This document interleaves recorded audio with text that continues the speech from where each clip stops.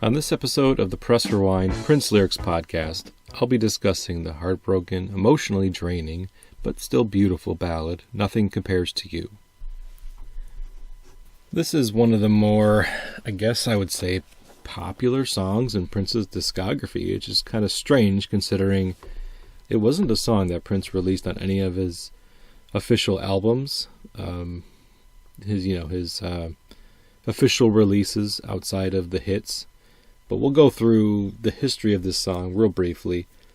Prince's version of this song that is covered for this podcast and the one that's found on the originals released from 2019 was recorded in July of 1984, which is the same month that the Purple Rain film was released. So just keeping in mind the context around what was going on in Prince's life and career at the time that he was writing and recording this song. And it was recorded at the Flying Cloud Drive Warehouse Studio in Eden Prairie, Minnesota.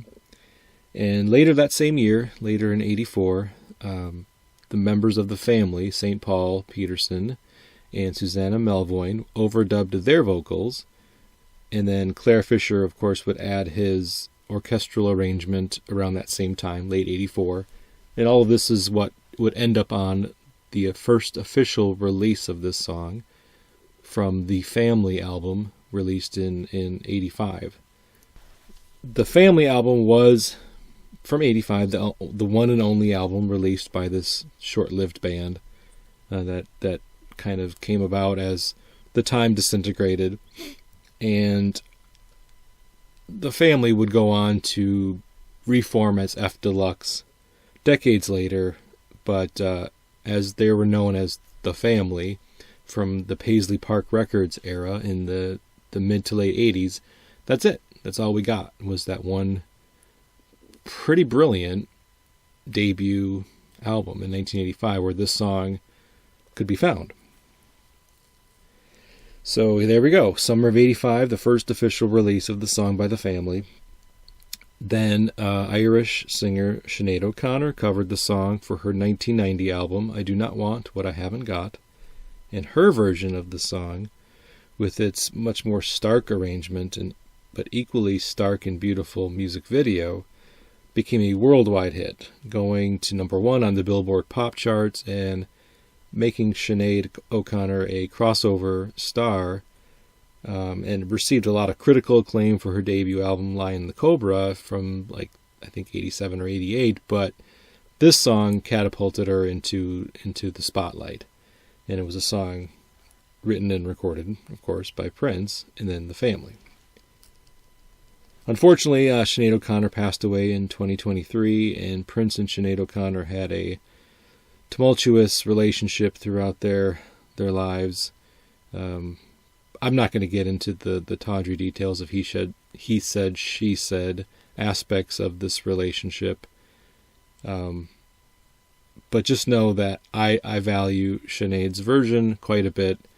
I think her first two albums were quite brilliant. And despite maybe some of the mental health issues that she was suffering from towards the end of her life, and some of the things that she said about Prince in the press over the years, I still do think Sinead O'Connor is a wonderful pop star, wonderful musician, wonderful singer and songwriter, and I do think that her version is absolutely worthy. The debate rages on which version of this song is the favorite, because I haven't even mentioned another version that a lot of people speak highly of, so I'll go into that real quickly. So after the success of the cover from Sinead O'Connor, Prince added the song Nothing Compares to You to his set lists First starting as part of the Nude Tour in 1990, which, obviously makes sense and coincides with the timing of the release of that song and the success of that song. And then he would also include that in the Diamonds and Pearls Tour in 1992. Prince and Rosie Gaines, live performance of the song, which was recorded at Paisley Park in a kind of a one-off show in January of 92. That was included on the Greatest Hits package, The Hits, released in 1983. So you could find it on the Hits 1. So there was a 2-disc set, plus then there was the B-sides and unreleased stuff, Disc 3. But Disc 1 is where you could find Prince and Rosie Gaines' duet of this song recorded live at Paisley Park in January of 92. And it's kind of funny that recording of Nothing Compares to You was actually a Super Bowl party. So that was the Redskins versus the Bills back in January of 92 when this song was recorded live for the Hits 1. There is another live version of Nothing Compares to You recorded and released on the One Night Alone tour performance. It was actually the One Night Alone live release, but Prince had added this song back to his set list for the One Night Alone tours in 2002, and the April 2002 performance from Portland, Oregon is the one that's included on the One Night Alone live release from that time. And then we've got, as I mentioned, the version from the Originals project, which was released in 2019 after Prince's passing. And this is the 1984 version of the song with a bit of a remix added to it. So it was remixed in 2018. And the actual official version recorded in 84 without the remix remains unreleased. There's a cinematic version of this song, the cinematic remix, that was included on the Target only exclusive version of the Originals, which I have. I went to a Target to pick that up because being a completionist, I needed the cinematic version as well. So there are a lot of versions of this song. One can choose or decide which is their favorite. The version that I'll be talking about is the Originals version, the remix version, not the cinematic remix, but the remix that was on the original official release.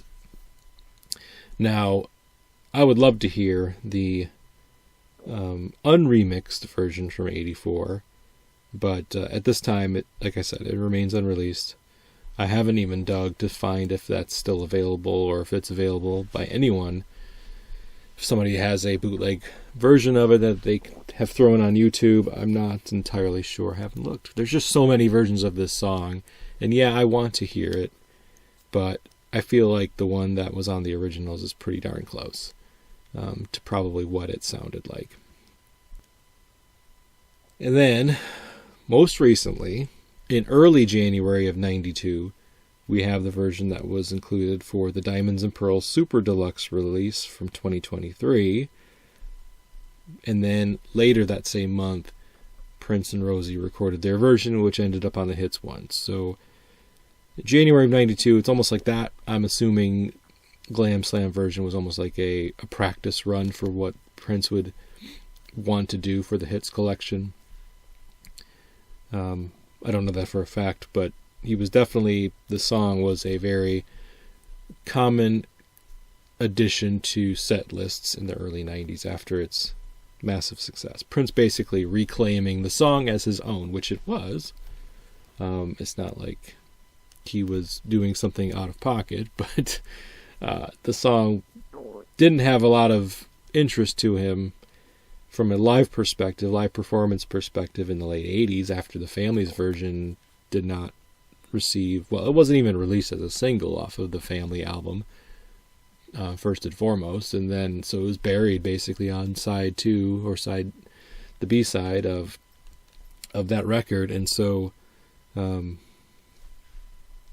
just didn't see a need to perform it live with his own bands in the late 80s. But then once it became a big hit, I imagine he was thinking, well, this is a popular song, people want to hear it, let me, the original writer and creator of the song, put out what I would consider the definitive version. And again, that is a debate. That is a debate that still happens today, is what is the definitive version of Nothing Compares to You? Is it Prince's guide vocal version? Is it the family version, which is the original release of the song? Is it Sinead O'Connor's version, which was the most popular version of the song? Was it the Prince and Rosie live version from the hits, the first time most people heard Prince perform this song, unless you attended some of his Nude and Diamonds and Pearl tour dates? Or some other version, so some other live version recorded and released later, or posthumous release of this version, live version, for example, the Diamonds and Pearls. Do you like the cinematic release from the Target exclusive? I don't know. It's really a debate, and there's no right or wrong answer. And there are other versions. There's the Raven to the Year 2000 live version, and other concerts that you can find on various streaming services. So, just search Nothing Compares to You live on YouTube, and you'll probably find a multitude of options for you if you want to continue to hear the way this song has been performed over Prince's career. Bottom line, the song has legs, and it's one of the most popular songs in Prince's catalog, and probably the most popular song in Prince's catalog that he never released as a studio track in his lifetime. Because the live version from the hits is live. It's not a studio version. And any studio version that's ever been officially released in his lifetime was recorded by someone else. So what's the song about? On the surface, it appears to be about a breakup. The singer-narrator is expressing their feelings about a breakup and how their life has changed since, what they can or can't do now, and how they have freedoms that they never used to have, or how it's been unaffecting to them or affecting them. So each verse kind of does a little bit of that. This doesn't affect me, but actually it affects me kind of a lot. Approach to songwriting. So the whole song is kind of designed to, on the surface again, make it sound like this person is just justifying the choice to leave or to stay broken up with the person that they're singing about, or if they were the one that was left, that they're okay. Life goes on, and here's all the things that I'm using to justify that I'm going to be okay after this breakup. But there's been stories about the origin of the song, and I'll touch on that a little bit later.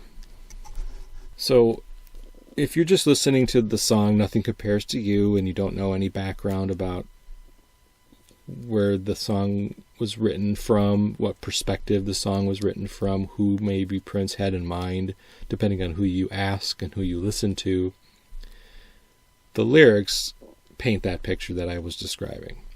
In the first verse, you have, "It's been 7 hours and 13 days since you took your love away. Oh, oh, oh, oh, oh, oh. I go out every night and sleep all day since you took your love away." And then you have the O's again. "And since you've been gone, I can do whatever I want. I can see whomever I choose. I can eat my dinner in a fancy restaurant. But nothing, I said nothing can take away these blues." And then the chorus is, "'Cause nothing compares to you. No, nothing compares to you. Nothing." So in the first line, you have, "It's been 7 hours and 13 days. Is there a significance to that? Is there a significance to 7 hours and 13 days? 7, of course, is a number Prince used often in his lyrics. Of course, we have the song 7 from the Symbol album. That is one of Prince's more popular songs from that era, from the Symbol era, Diamonds and Pearls and Symbol era. 13 is considered an unlucky number. So with 7 being considered a a godly number or a religious number, 13 an unlucky number. Maybe he just liked the dichotomy of using those two numbers presented together. It's a very specific time frame. Sinead O'Connor kept the 7 hours, but changed it from 13 days to 15 days. I don't know exactly the reasons why that was done. I'm sure there's speculation. Maybe she didn't want the unlucky number of 13 included in the song. Maybe 15 sounded better to her. Maybe there was some significance to changing it. I'm not sure. But the 17 hours and 13 days is a memorable first line because it provides and paints this very specific time frame that the person who the singer is singing about has left since you took your love away.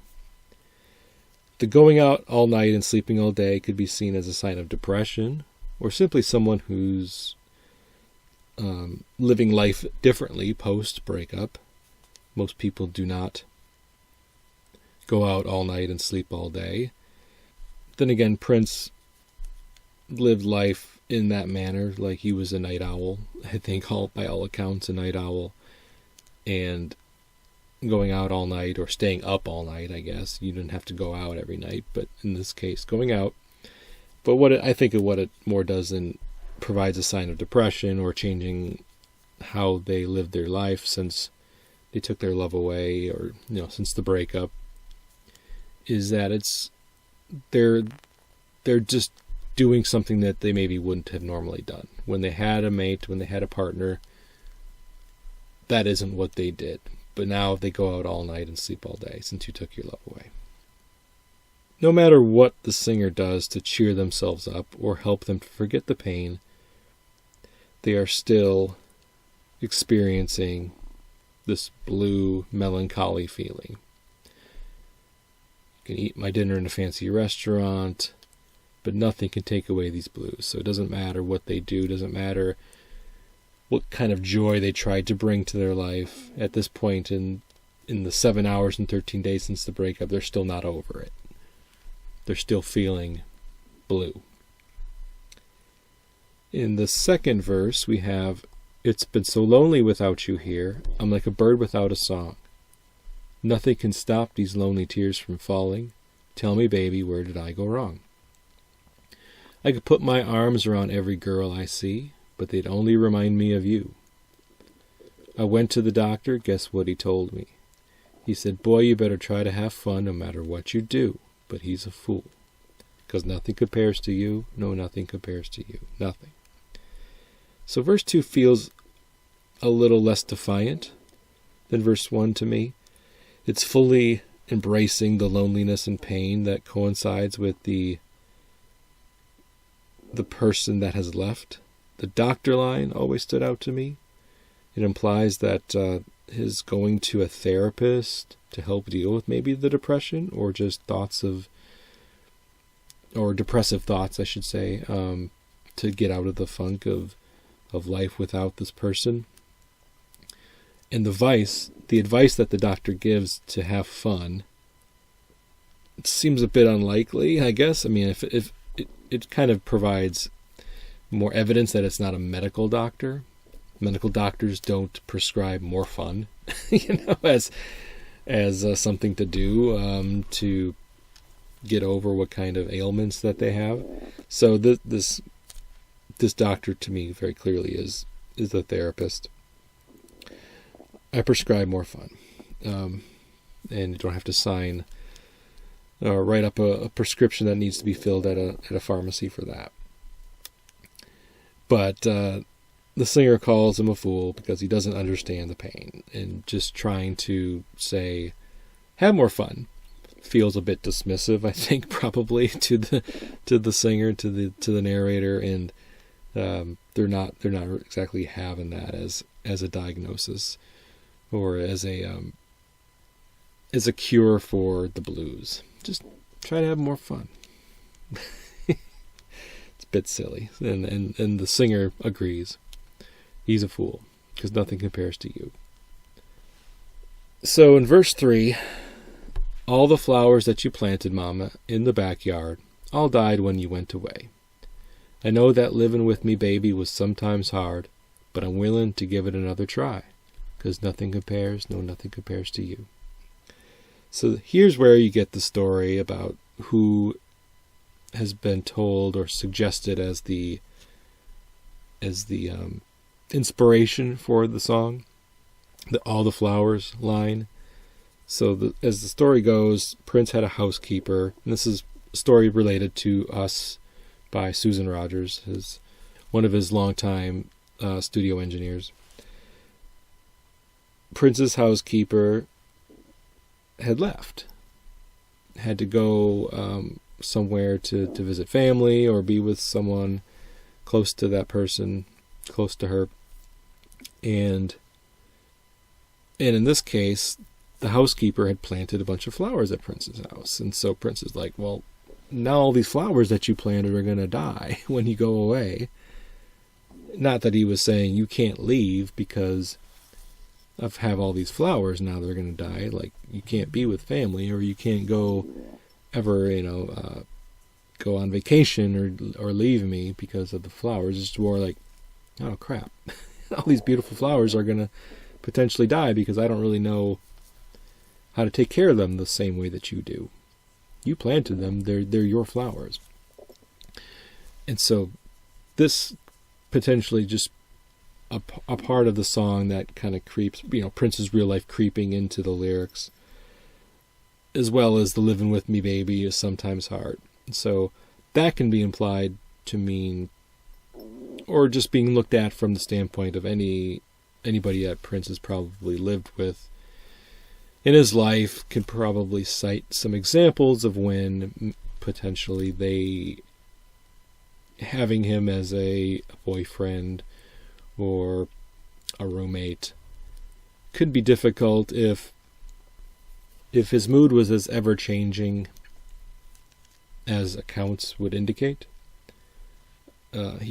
Prince could be considered moody per his close associates and friends and family. So I can imagine that living with somebody who has so many high highs and low lows could be considered difficult. And I like the symbolism about the flower. So even if that was just based off of a real situation where Prince's housekeeper left him and the flowers that she planted died when she went away, taking that real life situation and turning it and putting it into a song about a breakup is interesting, because it's a great symbol. Did they die because they're symbols of the love that has died? Like, is this a metaphor? Or simply because he doesn't have a green thumb, doesn't know how to take care of them the way that she did, as I mentioned before. I like the symbolism aspect of it. It certainly adds more to the lyrics, adds more to the story. There's the relationship has died, and now all of the living things that existed during, that were planted during the relationship also died along with it. And it is a metaphor of love dying. Or it could certainly be looked at as that, while also being looked at just more on the surface about, the person who planted them is no longer there to take care of them, no longer there to take care of the person who's singing the song too. So that person who's singing the song is also having a hard time. The you, nothing compares to you, the you in the song was a nurturer, I take it, from the way the lyrics are presented to us. And that nurturing personality is no longer there. But that's essentially the lyrics to Nothing Compares to You. It's, again, taken on the surface. People can, say Prince wrote it about a housekeeper. Prince wrote it about his a girlfriend, a real-life girlfriend that he was struggling with at the time. Prince wrote it about a family member, his mother, whoever. I think the way we interpret the song is what's important. Also, because most people who listen to the song don't know background, have not listened to Susan Rogers talk about a housekeeper, have not read the accounts of Prince writing this and speculating about all the different girlfriends he had that maybe like, it was about Vanity, it was about Susanna. Like, who cares? Like, who cares, really? I dig into this stuff on the podcast because it's kind of fun, but ultimately the song, for the large percentage of the folks who listen to it, will take it as a song about a relationship.